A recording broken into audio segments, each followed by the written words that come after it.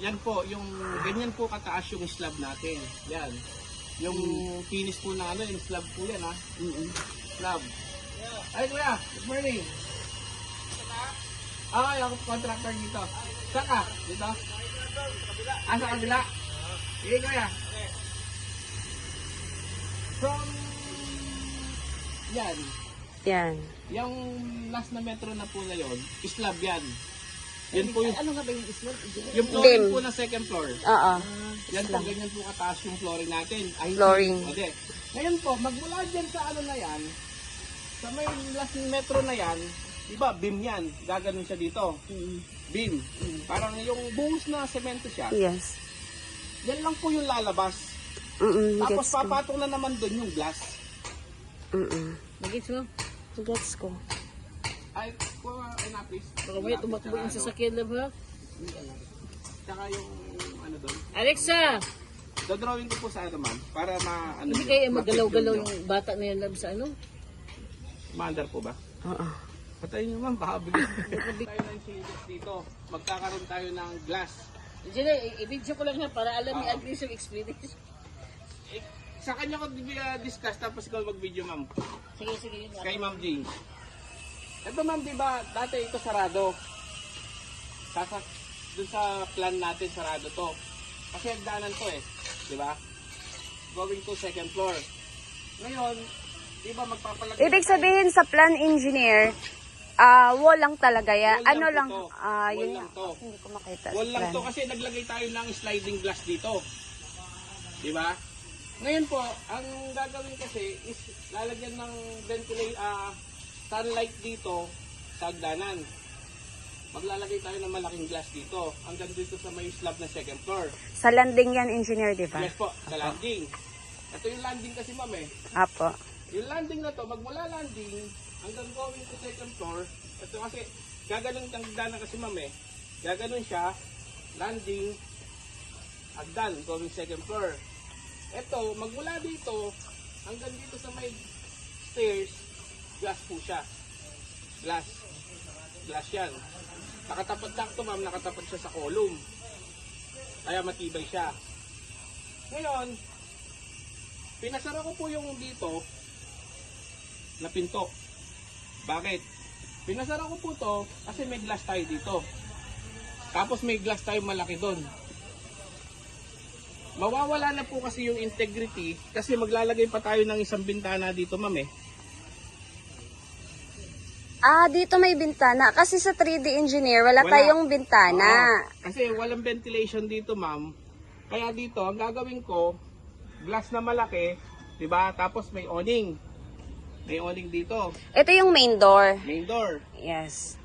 Main Dito, door. From here, hanggang papunta dun sa slab, glass na malaki, katulad nung sa perspective. Pero magiging owning May po siya awning na. type tayo dito sa Yes. gitna. Okay. Tapos fix ilalim, fix sa taas. Ngayon, dito ma'am, kasi, ano to eh, setback. Property nyo pa to. Maglalagay tayo ng bintana dito ma'am. Maglalagay ng bintana dyan, tas wala nang sliding door. Sliding. Para yung tibay ng bahay ma'am, kasi may glass tayo dun eh. Dito may bintana dito. May bintana dito. Kasi hindi lang pwede isa lang yung ventilation yung ma'am dito. Yun nga, engineer, kasi sa 3D, sa plan, nakita ko may bintana, pero sa 3D, wala. Engineer yung ano, yung 3D sa kayong plan, hindi ka nagtutugma. Hindi po talaga magtutugma sa 3D at saka sa plan. Minsan, dun sa gagawin po kasi ng architect, iba yung ano ng architect po kasi. Siyempre, dinrawing to. Ngayon kasi, sa actual, dala niyo po ba yung plan? Wait. Ay, yes po. Pero, eto engineer, ibig sabihin, kung, ano ko lang, baka para alam ni ate Ito po kung kasi ano wala yung po gusto talagang niya. bintana to. Ngayon, ang Yes suggestion po. ko bilang engineer at saka sa actual namin laging ginagawa, sinasuggest ko po, maglagay tayo ng bintana dito. Pero sa plan engineer, parang meron. Dito, titingnan po natin sa plan. Pakuha for plan. Sige, kunin ko lang po.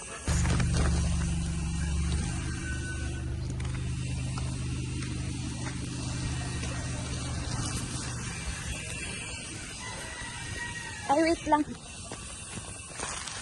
dining area. Kusina. L-type po siya. Kusina. Pag mula dito sa poste na yan, hanggang doon, dining area na yan. Ito dahil. Saan yung wall po dito, engineer? Ayan po. Yung, Ito. kaya malaki po yung bahay. So, ito yung wall. Ito yung may sliding door. Yes, apo. Tapos dito yung Dining. dining. Hanggang saan po ulit? Hanggang dito, ma'am. Mula dito hanggang Hanggang dito. Yan. Dining na to, ma'am. ito. Apo, dining. Hanggang saan ang gusto nyo. Tapos, ang kusina natin, Coco lumber pa. Pag mula dito ang kusina, dito, hanggang dito na. L-type siya. Hanggang sa lampas ng poste na to. Malaki na po yan. Yung dining, ma'am, malaki. Ang dining parang malaki, no? Malaki Mas po. malaki si dining kaysa kay sala tuloy, no? Opo. Kasi, Alam mo ba't lumiit?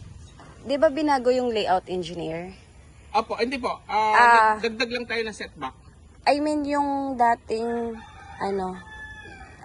toilet and bath na dito, nilagay doon. Linagay dito. So parang medyo nabawasan konti yung Hindi po. living. Malaki pa po yung sala. Opo. Papasukan po yung sala Sige. para makita nyo. Malaki pa yung sala, ma'am. Hanggang saan po, Magmula engineer? dito po ang sala natin. Magmula dito, sa guhit na to, hanggang doon na po yung sala nyo. So ito yung ng hagdan. Yan po yung ano lang, dyan. Ganun naman po. Tukod mo na lang dyan. Yan. Okay. Ayan. Magmula po dyan, magtungod ka pa ng isa doon. Para makita nyo na po yung layout. Malaki po yung bahay. Dito ako para Yan sa buhit na yan, sa may bakal mo. Diba sa bakal? Dito.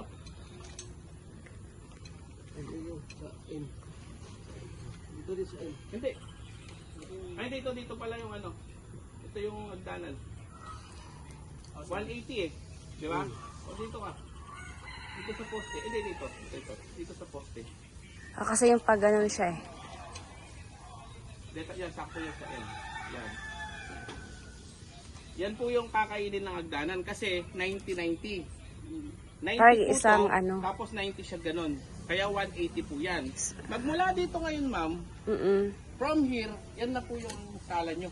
Yung wall. Opo, yun ang wall na yan. Kaya malaki pa po to. Yung laki po nito at saka laki niyan, pareho. Pero dito ba, hindi ko ito mapusto dito na parang 50-50 lang. Ito, engineer, open to, di ba? Open yan. Open po to. Eto. Ayan po yung opening niyan, ma'am. Ito opening to. Ito yung ng hagdan, Yan, pakyat. yan po, pakyat. Tapos ito open, Open kasi po ito is wall. Wall. Dining, sliding firewall, carport, main door, sit back going to the laundry area.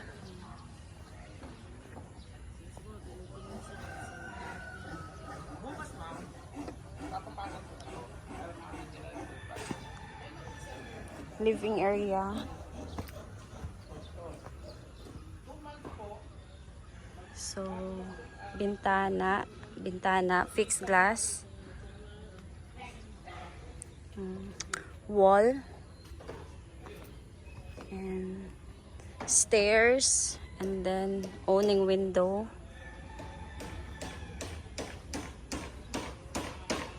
Room 1. Toilet and bath. Door papunta sa likod. And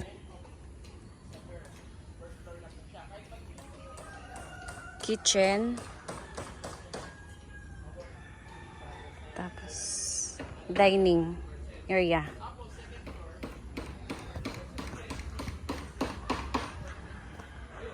Hanggang saan po yung flooring para alam lang ni ate?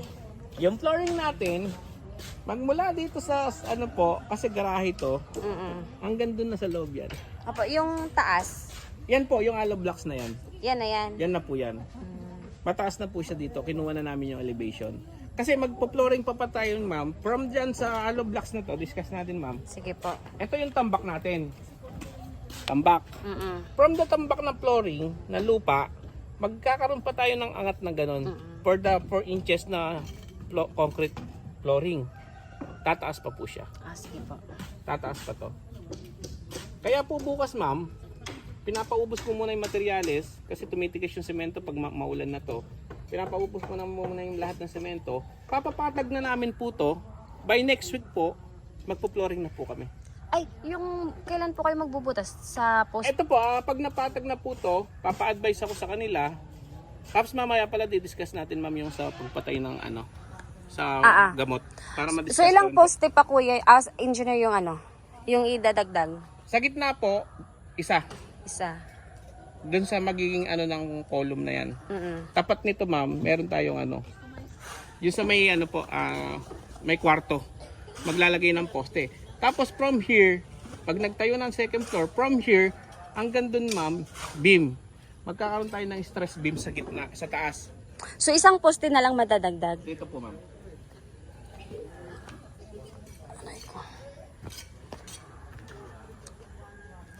Yan.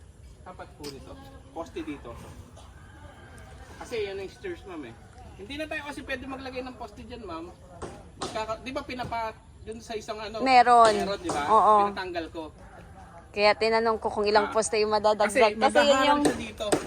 Haharang siya dito. Dito ma'am, di ba may wall? Maglalagay kami dito, maliit na poste rin po. Doon sa may wall.